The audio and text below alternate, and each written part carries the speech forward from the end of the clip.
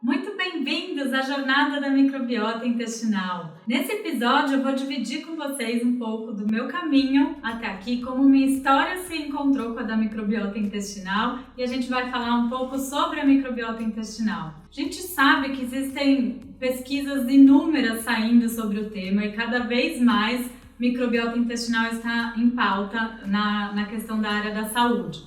Não só como nutricionistas, mas como médicos e também não só gastroenterologistas, como todas as especialidades, psiquiatra, cardiologista, endócrino, todas as especialidades têm voltado sua atenção para a microbiota intestinal por conta dos estudos científicos que saem sobre o tema. A microbiota, a gente sabe que temos trilhões de bactérias no nosso intestino e não só bactérias, temos também fungos, protozoários, vírus também.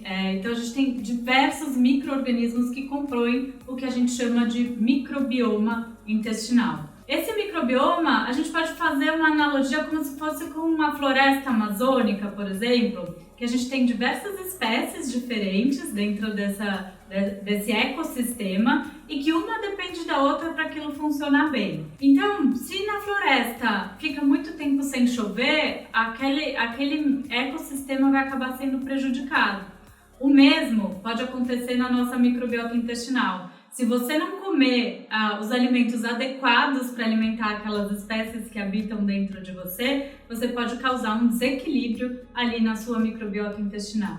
E isso é o que a gente chama de desbiose em termos técnicos. Mas o que isso pode impactar ali na nossa vida? Em diversas coisas, como por exemplo na nossa imunidade. A gente sabe que 70% do sistema imunológico está ligado ao intestino. Então, qualquer alteração ali na composição daquelas bactérias, você já pode estar prejudicando a sua imunidade e ficar mais suscetível à contração de algum vírus, de parasitas, de ser aquela pessoa que sempre tem uma infecção intestinal ou que está sempre gripada. Também pode impactar no seu eixo intestino-cérebro. Então, isso pode impactar inclusive no seu humor. Você ficando um pouco mais ansioso e não sabe direito por quê, ou até em dias que está com aquele estado mais melancólico, um pouco mais chateado, desanimado. Isso pode ser por um desequilíbrio das suas bactérias intestinais. E por que isso? Porque as bactérias intestinais, quando elas estão adequadas ali em equilíbrio, elas podem produzir inclusive neurotransmissores, que são o que vai deixar a gente, vai impactar ali no nosso humor. Então pode produzir serotonina, dopamina, inclusive o GABA, que faz um efeito de relaxamento. E isso impactar no seu sono. Então talvez se você não esteja dormindo direito, a culpa pode ser do seu intestino. Então aqui eu estou jogando diversas áreas que a microbiota intestinal atua, para você ver a importância da microbiota intestinal na nossa saúde. E é por isso que a ciência não para de estudar esse tema e todas essas especialidades estão de olho na saúde da microbiota intestinal. E daí como que meu caminho de profissional cruzou com a microbiota, né? Como que eu fui me encantando por esse tema? Justamente porque eu fiz um mestrado na Faculdade de Medicina da USP, mestrado em ciências, e minha tese foi sobre microbiota intestinal. Na minha tese eu estudei pacientes pré-cirurgia bariátrica e pós, e eu queria comparar a microbiota intestinal antes e depois. E daí eu queria ver se aquela alteração da microbiota era responsável por alguma melhora metabólica nesses pacientes. Naquela época, estou falando de 2011, quando eu comecei a estudar o tema, a gente estava estudando relação ali das bactérias com obesidade. Você sabe, né, que tem bactérias no nosso intestino que podem fazer uma extração calórica maior do alimento, mais do que ele vale, digamos assim, e isso te engordar. Então foi o que eu fui mergulhar a fundo ali na época do mestrado. E então passei anos, minha tese durou anos, estudando a microbiota desses pacientes.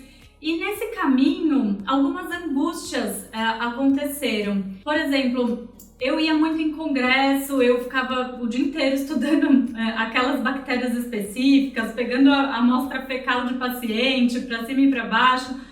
E eu já atendi em consultório, inclusive eu atendo em consultório desde 2005 onde também eu atendi em consultório e trabalhava em hospital, então eu estava ali na linha de frente, que sempre foi um objetivo meu, ajudar as pessoas. E quando eu entrei na pesquisa, na ciência, o tema obviamente me encantou, só pelo pouco que eu falei até aqui, tenho certeza que você também já deve estar encantado com o tema, mas vinham algumas angústias. Por que eu estou estudando isso, sendo que eu chego no consultório e eu não consigo fazer nada para o meu paciente em relação a isso? Então vinha um paciente obeso, eu olhava para ele e falava, sua microbiota intestinal é diferente. Mas eu não conseguia traçar uma conduta para mudar isso. Então comecei a me frustrar, tanto com o consultório quanto com a pesquisa. Mas eu aguentei firme, até porque eu já estava ali uns bons anos me dedicando ao mestrado. Eu falei, vou terminar esse mestrado e é isso que eu vou fazer. Só que sempre me angustiou. Os congressos eram muito técnicos, falando muito das bactérias, e nenhuma aplicação na prática clínica. Então, isso sempre foi uma angústia minha. E hoje em dia eu me dedico a justamente trazer essa tradução da ciência, que é muito importante, que é nosso fundamento básico ali, para a prática clínica, porque são outros raciocínios. E quando a gente começa a entender mais microbiota, tem um detalhe. A gente sabe que a gente está indo para uma medicina muito personalizada, uma nutrição muito personalizada, porque a gente sabe que cada um vai ter uma combinação de microbiota diferente, isso que faz você humano, né?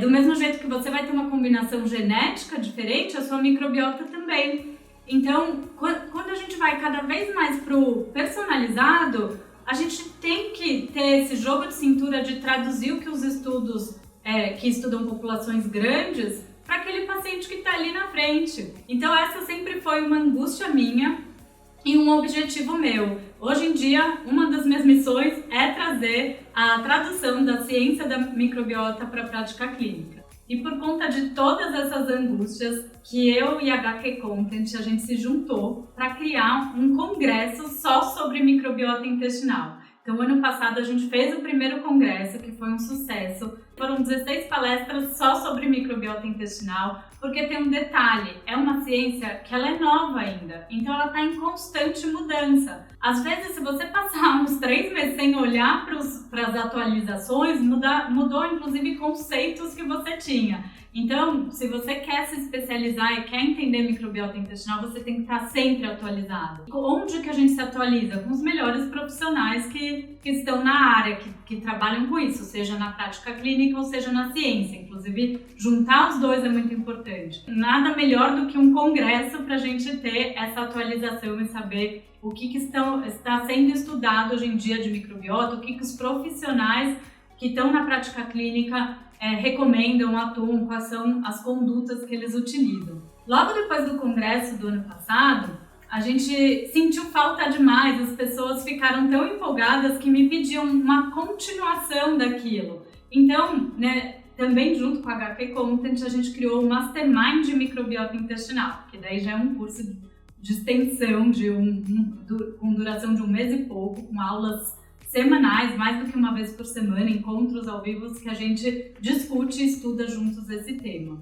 E daí foi muito interessante lá no meu caminho das angústias, e quando teve uma época que eu também quase que desistia do consultório, porque eu me frustrava um pouco com os resultados que os pacientes traziam e com as minhas condutas ali. Parecia que eu estava passando aquela coisa básica, que o paciente chegava já no consultório e ele já sabia que era para ele comer salada, para ele tirar a fritura. Então eu estava sentindo falta de algo a mais ali, né? Como que eu posso ajudar ele? A gente está com a ciência tão evoluída na questão de genética, microbiota, e eu continuo falando as coisas que ele já sabe, que ele consegue encontrar isso na internet de uma maneira muito simples, né? Então não estava me encontrando ali no consultório. Foi uma época até engraçada da minha vida, porque eu comecei a me frustrar, tanto com o mestrado que eu não conseguia aplicar, quanto com os pacientes que eu não conseguia resultado. E daí eu falei, vou mudar de profissão. Foi uma época que, inclusive, eu me matriculei em alguns cursos do Cordon Bleu, em Paris, e comecei a fazer curso de gastronomia. Mas essa fase passou E daí eu voltei a me encontrar no consultório e na tese ali, quando eu consegui traduzir essa ciência da microbiota para a prática clínica e eu comecei a me surpreender com alguns resultados. Daí eu começava a conseguir traduzir isso para os pacientes e ver resultados interessantes, tanto de perda de peso, de diminuição de inflamação, de melhora de metabolismo, melhora inclusive de ansiedade. O paciente chegava na primeira consulta muito ansioso, na segunda ele já estava outra pessoa, então isso começou a me surpreender e me animar a realmente mostrar esse caminho aí para vocês e também seguir, né, ajudando mais pessoas. Vocês vão ver alguns exemplos de alguns pacientes que mudaram a vida por conta da microbiota amanhã no nosso segundo episódio, como é o caso do Édipo, da Débora. Vocês vão conhecer a história deles e tenho certeza que vocês vão se inspirar e se emocionar muito com a história deles. E tudo por conta da ciência da microbiota aplicada na prática clínica. Então, como microbiota tem que estudar muito, a gente vai agora para uma aula ao vivo falando sobre a fisiologia do trato gastrointestinal e da microbiota, e eu sempre vou trazendo o gancho para a nossa prática clínica. Até mais!